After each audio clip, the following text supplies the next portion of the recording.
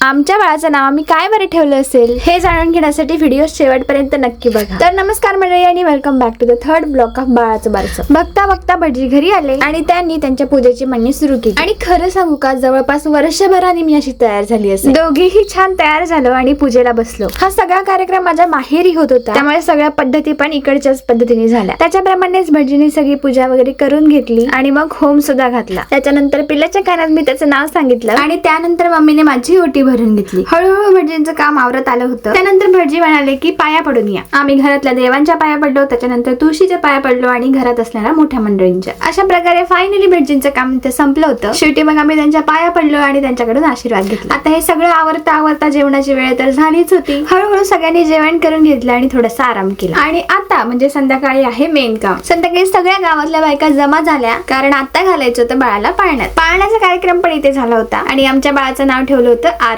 त्यानंतर रात्री भजन झालं आणि भजन झाल्यावरती मम्मी आणि पप्पांच्या अॅनिव्हर्सरीचं सेलिब्रेशन सुद्धा। या सगळ्याचा डिटेल व्हिडिओ तुम्हाला जर बघायचा असेल तर माझ्या YouTube चॅनलला अपलोड केलेला आहे, तिथे जाऊन तुम्ही बघू शकता। नेक्स्ट व्हिडिओ मध्ये भेटूया, तोवर bye bye and take care.